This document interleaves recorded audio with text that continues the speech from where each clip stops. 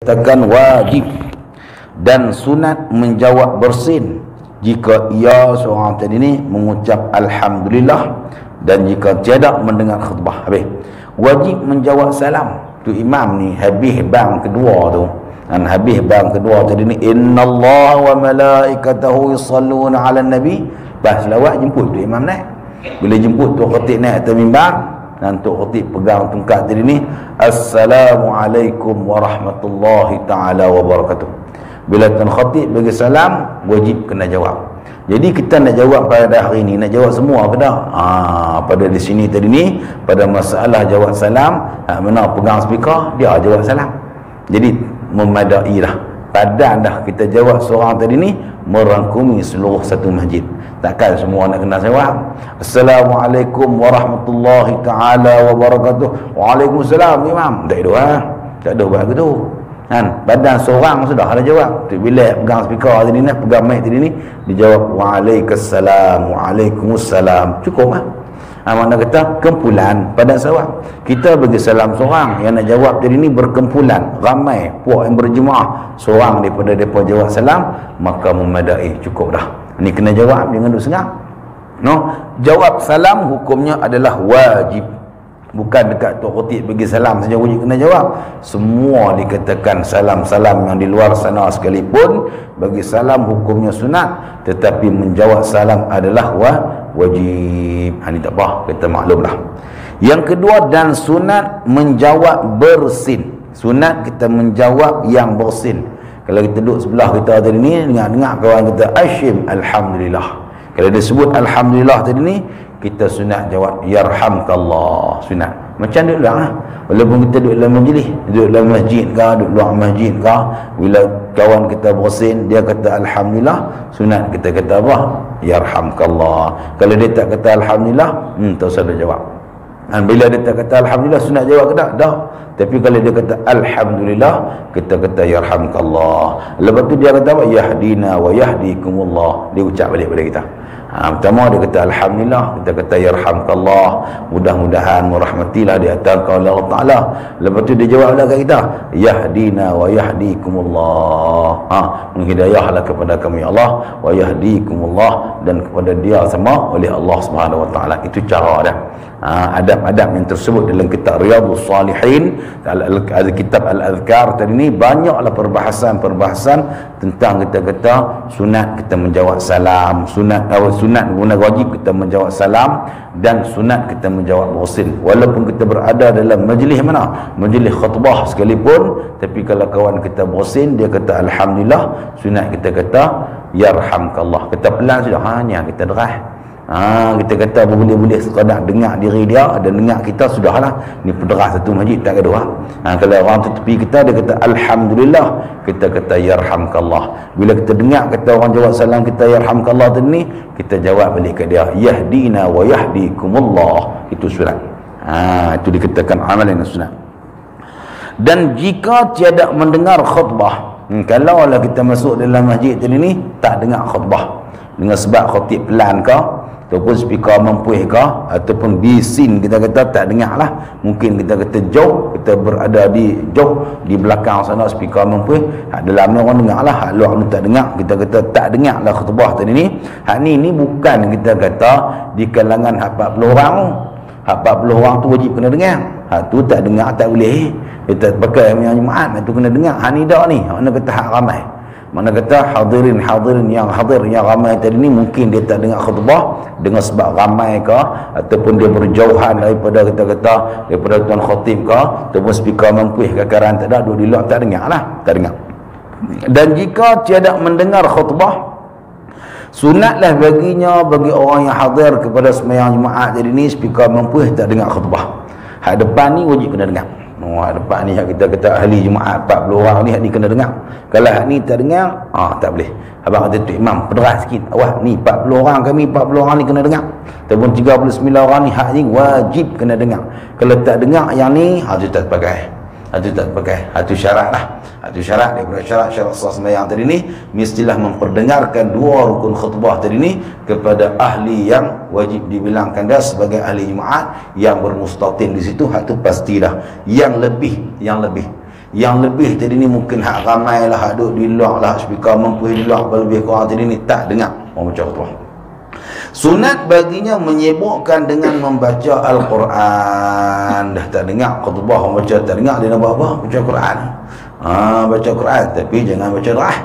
Mana kata jangan baca derah, bacalah sekadar kita boleh, qul huwallah ke, qul ya, lebih kurang ke kita baca. Kalau tak dengar khutbah lah, kalau tak dengar, kalau dengar tak apa, kalau tak dengar kita sibukkan diri kita dengan Al-Quran, dengan zikir ataupun selawat di atas Nabi Muhammad sallallahu alaihi wasallam. Jangan kita sembang.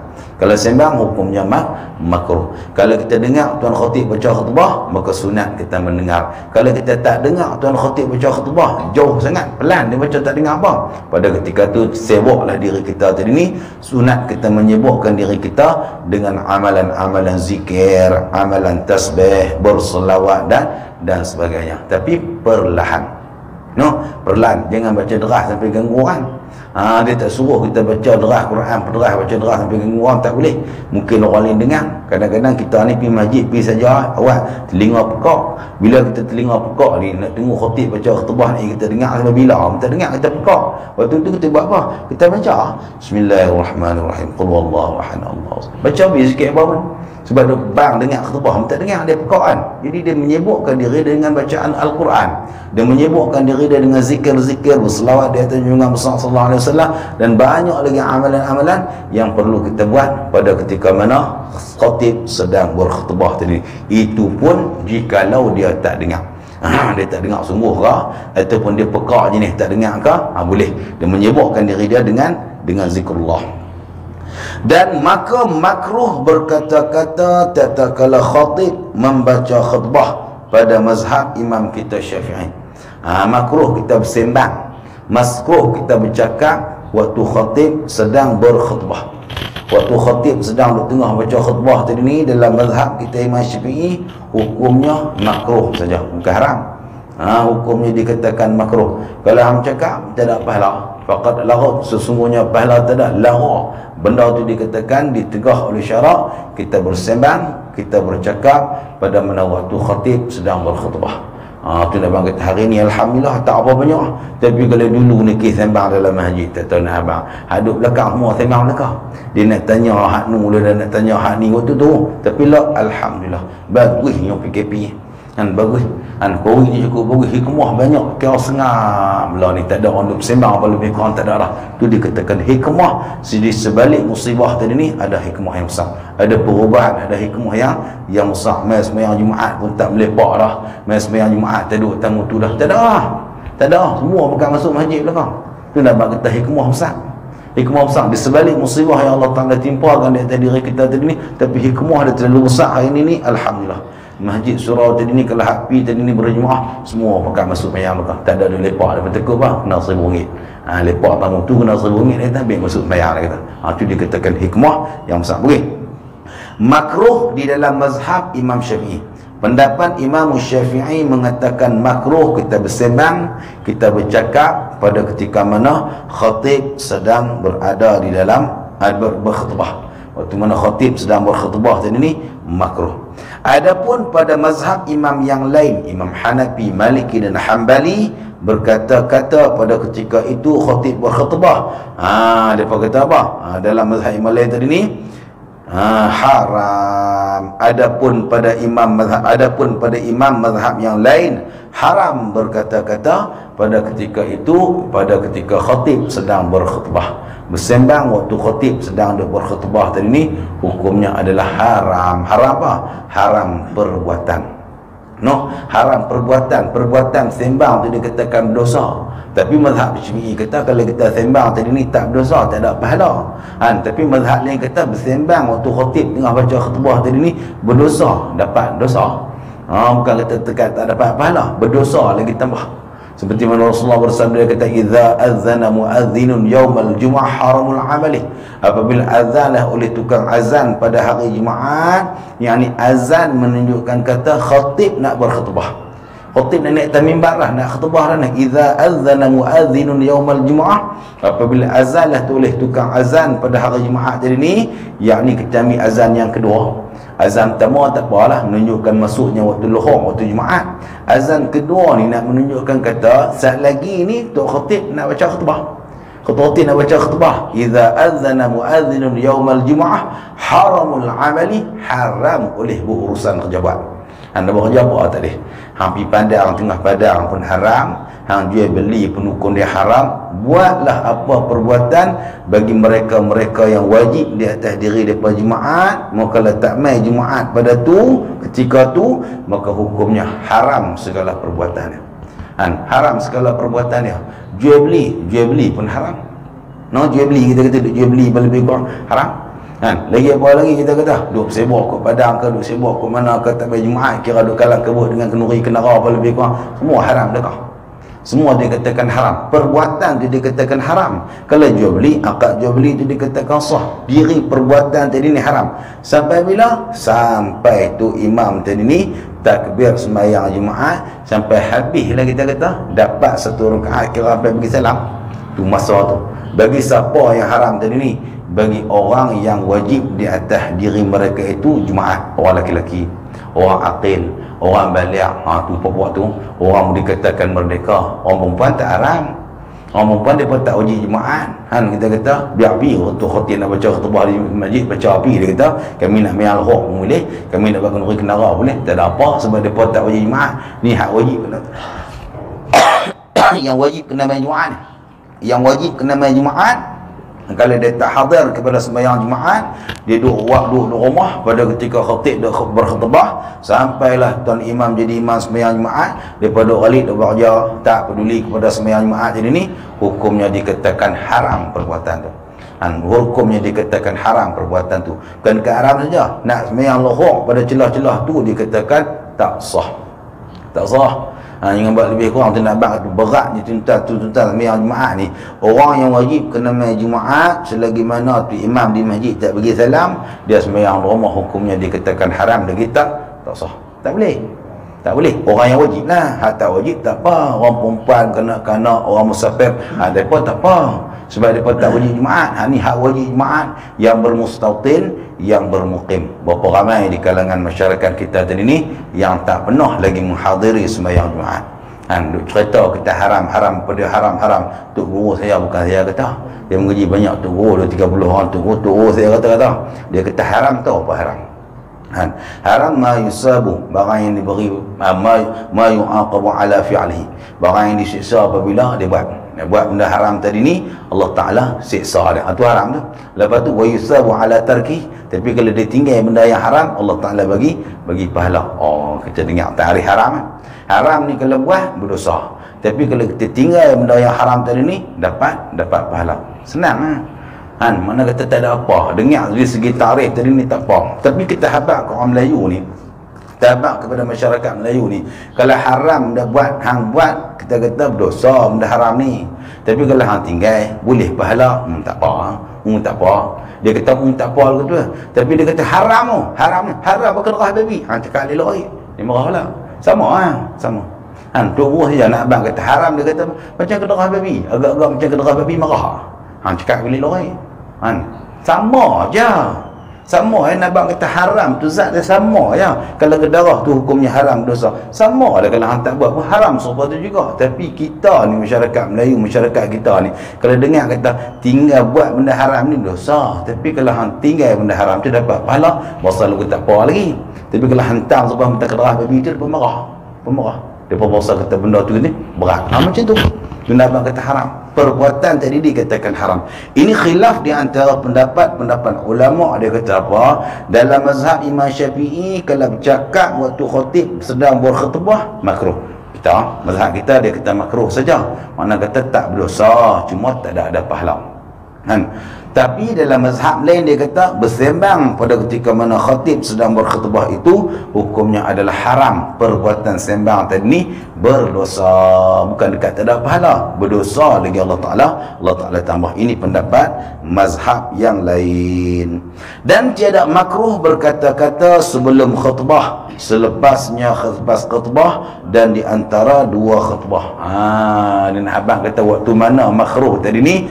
Waktu berkhutbah tu makruh. Nah, waktu berkhutbah tu dikatakan makruh. Yang tak makruh bila? Yang tak makruh tadi ni belum lagi tuan khatib berkhutbah. Belum lagi tu khatib berkhutbah. Kalau sembang tanya abang, dia kata apa sampai? Apa sampai tu? Ada tu. Kawan kita mai. Kawan kita masuk dalam masjid, tu khatib pun naik duduk atas mimbar. Tapi dia tak khutbah, dia tak kata alhamdulillah lagi. Kita tengok dah, apa sampai? Apa sampai tu? Tak apa. Tak makruh lagi. Dan tak makruh juga kita kata, tadi kita kata waktu mana? Waktu dikatakan selepas khutbah. Selepas khutbah tak apalah, selesai orang bagi orang selesai baca khutbah tadi ni, waktu tu bila duk hormat jadi dia kata masuk. Kita panggil kawan kita bersembang sikitlah, nak ajak masuk soh lebih kurang. Itu tak makruh sebab khutbah dah habis. Dan tidak makruh juga kita bersembang waktu mana? Waktu di antara dua khutbah. Waktu tu bila duk selawat Allahumma salli ala sayyid, duk selawat tadi kan, kita tanya habaq kawan apa lebih kurang tadi makruh ke tak? Tidak. Habis jelas bagi kita pada hari ini yang makruh sembang waktu berkhutbah tadi ni betul-betul tuan khatib duduk atas mimbar berkhutbah, waktu tu dikatakan makruh. Kalau waktu tak khutbah lagi makruh ke tak? Tidak. Lagi waktu mana? Waktu di antara dua khutbah tu makruh ke tidak? Tidak. Waktu selepas khutbah habis tu, itu khatib dah turun. Tu khatib turun nak main duduk di mihrab, nak jadi tu imam tadi, dia sembang sah. Waktu tu makruh ke tak? Tak. Yang makruh tadi ni duduk tengah berkhutbah. Itu mazhab kita lah. Kalau mazhab lain dia kata haram perbuatan.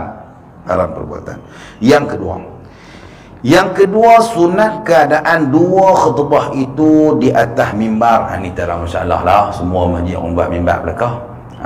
Mimbar. Mana kata sunat kita tadi keadaan dua khutbah itu atas mimbar. Dia berada di atas mimbar, yang ni tempat khas untuk orang baca khutbah tu orang panggil mimbar. Jika tiada mimbar, kalaulah di surau tak ada buat mimbar lagi kau, ataupun baca khutbah tengah padang tak ada mimbar lagi ke apa lebih kurang, maka atas sesuatu yang tinggi. Rasulullah sendiri tadi ni pada ketika permulaan mula-mula dia sampai di kota Madinah, dia pacak 4 menyuruh.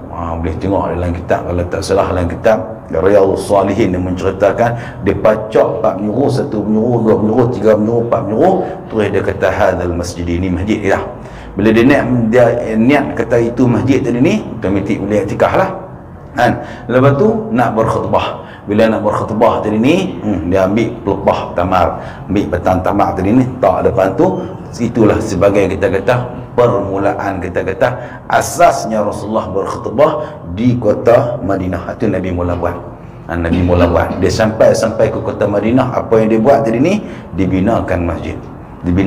Itu yang pertama sekali. Cerita panjang lah, dia minta beli tanah tu kepada orang Yahudi, lebih kurang cerita panjang. Lepas tu hak tu dia yang buat tu, Nabi dia buat tu. Bila sampai di Madinah tadi ni, dia kata tang ni, semua tu wahyu daripada Allah Ta'ala, kata tang ni. Orang kata tang ni di tanah orang pun bertanya tuan dia lebih kurang minta beli lebih kurang 1 pacak, 2 pacak, 3 pacak, 4 pacak. Raudhah tu lah yang dikatakan raudhah tu lah. Pertama sekali Rasulullah pacak 4 menyuruh tadi ni, dan ambil 1 pelepah tamar besar, kita kata perdu pelepah gitu, batang tamar lah, tak tu tadi ni. Rasulullah naik duduk satu dan berkhutbah pada peringkat awalnya. Itu mula satu sunat bila kita nak berkhutbah tadi ni, kita sunat berada di atas mimbar. Alhamdulillah pada hari ini mimbar kita tadi ni, hak rendah pada hak tinggi, pada hak kayu, pada hak batu, pada hak cermin, pada semua ada belakang. Bagus dapat pahala. Berkhutbah di atas mimbar tadi ni hukumnya adalah sunat. Kalau tiada ada mimbar, lapis biar papan kuda ke apa lebih kurang, beri tinggi sikit. Kita lapis sesuatu yang tinggi. Nak abang kata nak ambil sempena mimbar tadi ni, buah bang kuda ke, buah kursi ke apa lebih kurang, naik berdiri tu. Hukumnya dikatakan sunat saja. Kalau tak ada derah tu pun boleh, tapi kalau buat dapat pahala lebih. Kalau kita tinggal tadi ni, tak ada kurang pahala. Qala al-muallif rahimahullahu ta'ala. Dan sunat lagi ni, sunat ni buat benda ni sunat belakang. Dan sunat lagi bagi orang yang berkhutbah tadi ni, kita kata sunat bacaan khutbah itu dengan keadaan fasih. baca bagi jelas pasal tadi ni, dipahami akan maknanya. Kalau kita orang Melayu, kita buh bahasa kita lah, hak Arab tu, hak rukun tu kena lah. Lepas tu hak terjemahan dia tadi ni buh bagi dipahami akan maknanya, serta pertengahan, yakni khutbah tersebut tiadalah panjang, tiadalah pendek. Ambil kita kata awsatuha, pertengahan. Sunat. Sunat bila kita nak buat khutbah tadi ni, tak kira khutbah Jumaat, khutbah ayah apa lebih kurang tadi ni, ambil jalan pertengahan. Pertama sekali sunat kita baca dalam keadaan yang fasih, dalam keadaan yang jelas, terang bagi dengar, kira-kira clear lah, tak apa, alhamdulillah, loudspeaker derah lebih kurang dengar jelas elok. Yang keduanya, khutbah yang kita nak baca tadi ni mestilah dipahami. Mana kata ada maksud yang tersilap apa lebih kurang, kita boleh faham lah, boleh faham dengan khutbah tadi ni. Dan kita kata nak baca khutbah tadi ni sunat, ambil jalan awsatuha, pertengahan, jangan terlampau panjang, jangan terlalu pendek. Kalau panjang sangat wala pak nasi, kalau pendek sangat tak, dan Nabi bayang muah tak kenal belakang manusia. Nabi manusia, tapi sunat lah.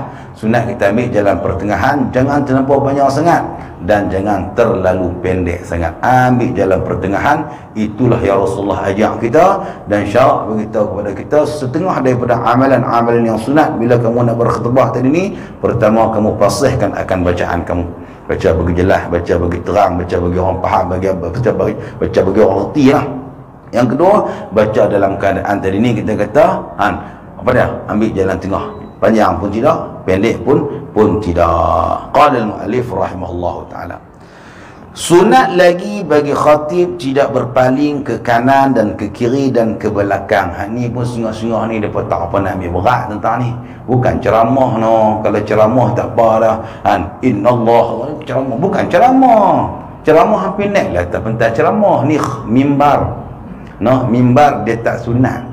Tangan tu angkat hayul-hayul gunung, tu nak pergi ceramah, nak pergi berpidato, silakan angkat tangan berlebih kurang. Atas mimbar tak sunat, dia tak sunat buat ajar lagu tu. Ni ada juga saya kata mai kedegang tengok hak sunat pun tak buat lah.